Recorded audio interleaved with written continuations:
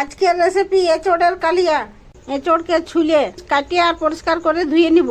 একটা কড়াইয়ে জল গরম হতে দিয়েছি, এর মধ্যে এঁচোড়টাকে সিদ্ধ করে নিব। নুন আর হলুদ দিয়ে ঢাকুন দিয়ে সিদ্ধ করে নিব। ঢাকুনটা খুলে নিচ্ছি। এঁচোড় সিদ্ধ হয়ে গেছে, এরপরে নামাই নিচ্ছি।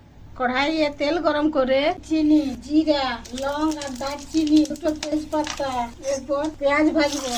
পেঁয়াজ ভাজা হয়ে গেছে, আদা রসুন বাটা, কাঁচা লঙ্কা বাটা, জিরা গোলকি বাটা, বাটা মশলার জলটা, কাশ্মীরি লঙ্কার গুঁড়ো, হলুদ, কস্তুরি মেথি দিয়ে আর মশলাটাকে ভালো করে ভাজিয়ে নিব।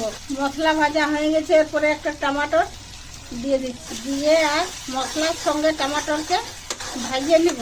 মশলা ভাজা হয়ে গেছে, এরপরে সিদ্ধ করে রাখা এঁচড়টা দিয়ে দিচ্ছি। দিয়ে মিক্স করে নিচ্ছি। হাফ চামচ মিট মশলা দিয়ে দিচ্ছি, মিক্স করে দিচ্ছি। 6টা এলাচ